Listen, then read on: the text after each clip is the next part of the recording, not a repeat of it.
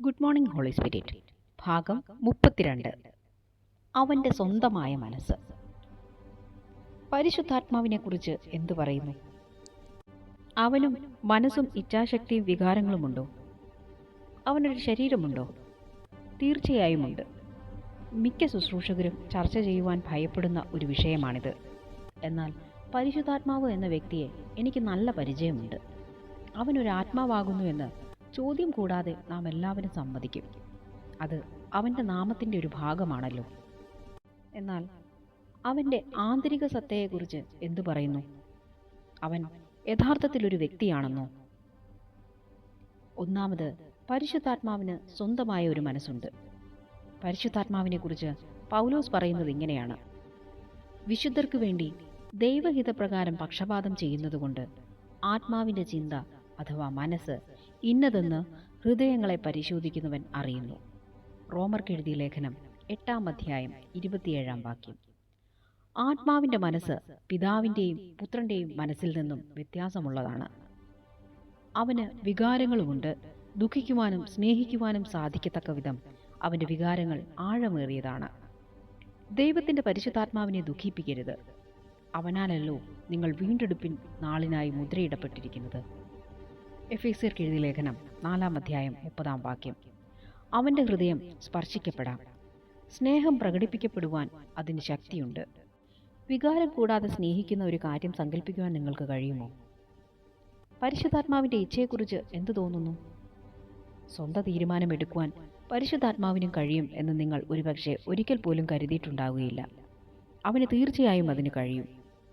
എന്നാൽ അവൻ്റെ തീരുമാനം എപ്പോഴും പിതാവിൻ്റെയും പുത്രൻ്റെയും തീരുമാനത്തോട് ചേർച്ചയുള്ളതായിരിക്കും.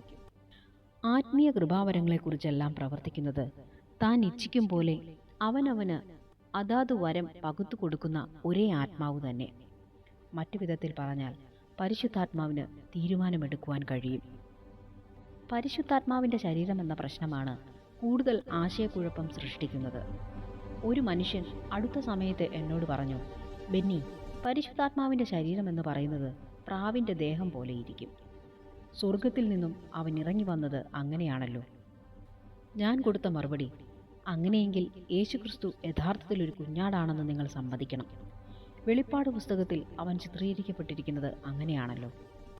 കരയേണ്ട, യഹൂദാ ഗോത്രത്തിലെ സിംഹം, ദാവീദിൻ്റെ വേരുമായവൻ, പുസ്തകവും അതിൻ്റെ 7 മുദ്രയും തുറപ്പാൻ തക്കവണ്ണം ജയം പ്രാപിച്ചിരിക്കുന്നു എന്ന് പറയുന്ന ഒരു മൂപ്പൻ്റെ ശബ്ദം യോഹന്നാൻ അപ്പോസ്തലൻ കേൾക്കുന്ന വിവരം വെളിപ്പാട് പുസ്തകത്തിൽ പറയുന്നുണ്ടല്ലോ. അലറുന്ന ഒരു സിംഹത്തെ കാണുവാനുള്ള പ്രതീക്ഷയോടെ യോഹന്നാൻ തിരിഞ്ഞു നോക്കി. എന്നാൽ ഒരു സിംഹത്തിന് പകരം യോഹന്നാൻ കണ്ടത് ഒരു കുഞ്ഞാട് അറുക്കപ്പെട്ടതുപോലെ നിൽക്കുന്നതാണ്. കൈകളിൽ ആണിപ്പഴുതുകളോട് കൂടിയ ഒരു ശരീരവുമായിട്ടാണ് യേശു സ്വർഗത്തിലേക്ക് പോയത്. എന്നാൽ യോഹന്നാൻ അവനെ കാണുന്നത് ഒരു കുഞ്ഞാടായിട്ടാണ്. കുഞ്ഞാട് ദൈവ കുഞ്ഞാടിൻ്റെ നിഴലാണ്, യേശുക്രിസ്തു തന്നെ. തൻ്റെ സ്നാനത്തെ തുടർന്ന് പെട്ടെന്ന് യേശുക്രിസ്തു പരിശുദ്ധാത്മാവിനെ കാണുന്നു. അപ്പോൾ സ്വർഗം തുറന്ന് ദൈവാത്മാവ് പ്രാവെന്ന പോലെ ഇറങ്ങി തൻ്റെ മേൽ വരുന്നത് കണ്ടു.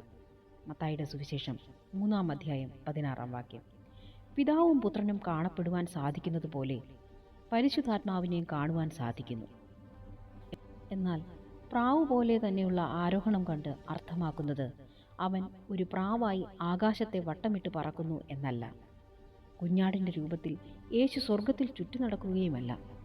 വെളിപ്പാട് പുസ്തകത്തിൽ പരിശുദ്ധാത്മാവിനെ ജ്വലിച്ചു നിൽക്കുന്ന 7 ദീപങ്ങളായിട്ടാണ് കാണുന്നത്. വെളിപ്പാട് പുസ്തകം 4-ാം അധ്യായം 5-ാം വാക്യം. മത്തായിയുടെ സുവിശേഷത്തിൽ ഒരു പ്രാവ് പോലെ അവനെ കണ്ടെങ്കിൽ 7 നിലവിളക്കുകൾ പോലെയോ 7 ദീപങ്ങളായിട്ടോ അവനെ കാണുവാൻ നമുക്ക് ഊഹിക്കുവാൻ പോലും അവകാശമില്ലല്ലോ. പരിശുദ്ധാത്മാവ് അക്ഷരാർത്ഥത്തിൽ 7 ദീപങ്ങളുമല്ല, ഒരു പ്രാവുമല്ല. കുഞ്ഞാട്, പ്രാവ്, ദീപം ഇവയെല്ലാം ഉപമാനങ്ങളാണ്, ശരീരങ്ങളുടെ ഭൗതിക രൂപമല്ല. യഥാർത്ഥത്തിൽ അവന് ചെവിയോ വായോ ഇല്ലെങ്കിലും പരിശുദ്ധാത്മാവിന് വാർത്താവിനിമയം ചെയ്യുവാൻ കഴിയുമെന്ന് തിരുവെഴുത്ത് വ്യക്തമായി പറയുന്നു. അവന് തീർച്ചയായും ശ്രദ്ധിക്കുവാനും സംസാരിക്കുവാനും കഴിയും. താൻ കേൾക്കുന്നത് സംസാരിക്കുന്നു. യോഹന്നാൻ്റെ സുവിശേഷം 16-ാം അധ്യായം 13-ാം വാക്യം. നാം അവനെ ശ്രദ്ധിച്ചേ തീരൂ. ആത്മാവ് പറയുന്നത് ചെവിയുള്ളവൻ കേൾക്കട്ടെ.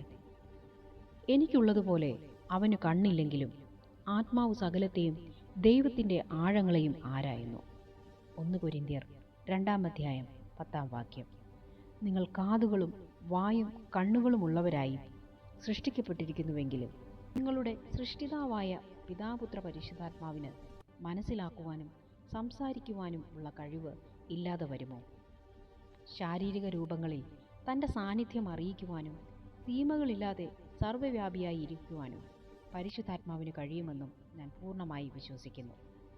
ദൈവത്തിൻ്റെ ആത്മാവ് വെള്ളത്തിൻ്റെ മീതെ പരിവർത്തിച്ചുകൊണ്ടിരുന്നു എന്ന വാക്യത്തിലൂടെ വേദപുസ്തകം ഇത് ഉളവാക്കുന്നു. അവൻ എങ്ങനെ കാണപ്പെടുന്നുവെന്ന് ബൈബിൾ എന്നോട് വ്യക്തമാക്കിയിട്ടില്ല. പിതാവ് തന്നെ തന്നെ എങ്ങനെ വെളിപ്പെടുത്തിയിരിക്കുന്നുവെന്ന് ബൈബിൾ അല്പമായി പറയുന്നുണ്ട്.